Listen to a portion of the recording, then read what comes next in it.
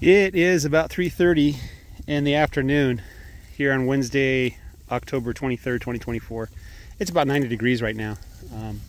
Cloudy, but there's sun and it's hot. This is probably the last day of 90-degree weather in October, which is kind of weird to get this kind of weather in late October. Normally it starts to cool down. We get like 80s and 70s. But next week we should get some rain, and hopefully this long drought will end. We expect an average of 3 inches of rain every month in this area, and we haven't had any rain, I think, since I want to say mid-September. We got a little bit, I think, but we had a good spring though. We can't complain too much about the rain we got this year. Good spring. Rain came a little late, a little heavy. Interfered with some of the hay crop, but otherwise we've just been dry. This area where we're at, you can see the goatweed is struggling. It's starting to dry out. The grass seems to be doing just fine, as well as grass can do in this kind of weather. We haven't had rain for a while, so it's dusty looking. But I think the goatweed is losing to the grass. The grass is beating it in terms of accessing the moisture underground. That's a good sign. The cows, they ate about 50 pounds. I'd say of the the protein supplement this morning that I gave 100 pounds, there's about 50 pounds left. There's about 10 pounds in that one, like 30 pounds in that one, maybe 40. Their manure patties are looking just fine. If their manure patties look like that off of protein, I wouldn't give them protein. But they're on protein, obviously. One thing I was looking at is the condition of the cows. Normally in the springtime, that's when the cows put on weight. That's when there's lots of good things for them to eat, and I can't move them fast enough, you know. But this year was pretty good. The summertime, up until about the very end of summer, they were doing really well in terms of their condition. And so, you know, at the end of summer, typically because the summers are so hot and forage isn't very good in summer, the Bermuda grass just isn't as good as ryegrass. Unless there's a lot of it and it's very, very thick, right? But so their condition wasn't that great coming out of summer, but it looks like their condition has just bounced right back. What I'm looking at is the bones and things like that. I'm not looking for fat cows. That's not my goal.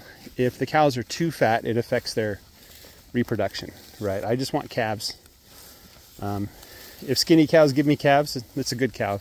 If fat cows give me calves, that's a good cow. I don't care skinny or fat, right? Somebody else is going to take the calves and fatten them up for slaughter and harvest. I'm just interested in the calves. And so, but I do want to target kind of an ideal body weight is, you know, the mid score, 4 to 5, maybe 6, you know.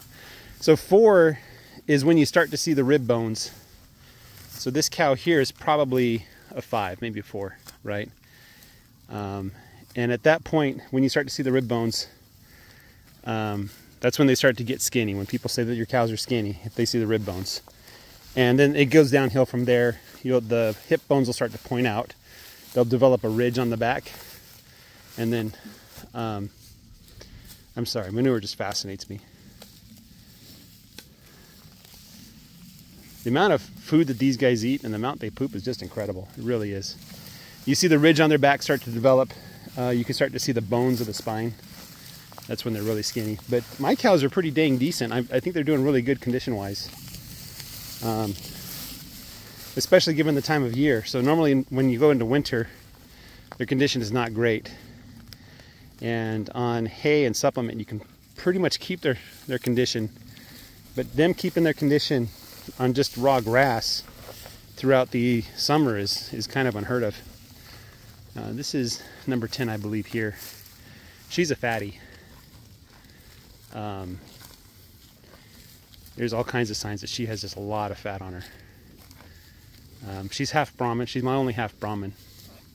And Brahmin do really well in the heat and on the grass. This is 24, I believe. Yeah, this is 24. I was thinking of selling her sooner rather than later. Her condition is not great. You can see the ridge on the back, and the hip bones are skinny and sharp, And you can even kind of see individual ribs, or not ribs, the backbones, right? Although her ribs are not showing, which is kind of, I mean, I can feel them, but they're really not showing, which is kind of weird. So maybe she's just putting fat on in different places, you know. There's number 19. 19 used to be my second best cow. Number 10 is now my best cow, and 19 is still the second best cow, probably. This one right here looks better than 19 though. So I was thinking of selling 24 and a couple of my less desirable cows. Greg Judy just put up his auction for his heifers. He has bred heifers. They're going for about 4,000 open bidding. And then the unbred yearlings, he's selling those for starting bids like 2,200 a head. I think he's selling them 3 at a time. And I'm actually seriously considering buying one. But I'd rather develop over the course of years than spend a bunch of money. Especially because I'd have to bring the animal down from Missouri. Which, you know, that's going to be another $3,000 to get the animal here. So it's not really worth it. Unless I happen to be in the area with a trailer, it doesn't really make sense to bring it down. Might be a different story if we could fill up a trailer with, like, you know, 20 cows. Then that would be a different story. But if it's just 1 or 3 cows, it's probably not worth it. So I probably won't be bidding on anything. But yeah, this video is going to come out too late. The bid's going to be done by the time you see this video. So, but you got to pay attention if you're interested. Green Pasture Farms. Sign up for their email list. He'll email you when something happens. I need to start developing my own email list for my farm. Anyway, so that's what I got for you guys. The cows are in great condition. They're eating the protein at the rate I expected, about 100 pounds, 50 pounds a day. Probably 80 pounds is the magic number I'm going to see, average. And their condition is great. The grass is good enough. If at any moment I feel like there's not enough grass, I'm probably just going to start rolling out hay. Actually, I might just run through the field, eat all the grass that's left. And then once I run out of grass, then I'll start rolling out hay, you know. I think I've decided on setting up the eastern half of my pasture. That's the better part. The southeastern part, the southwestern part is the worst part of my pasture. So I was thinking of basically using the southwestern part again as a sacrificial lot, rolling out all the hay that I have there in that quarter of my field, with the expectation that, you know, it'll build soil fertility, and then a couple of years from now I'll be able to grow really good grass there.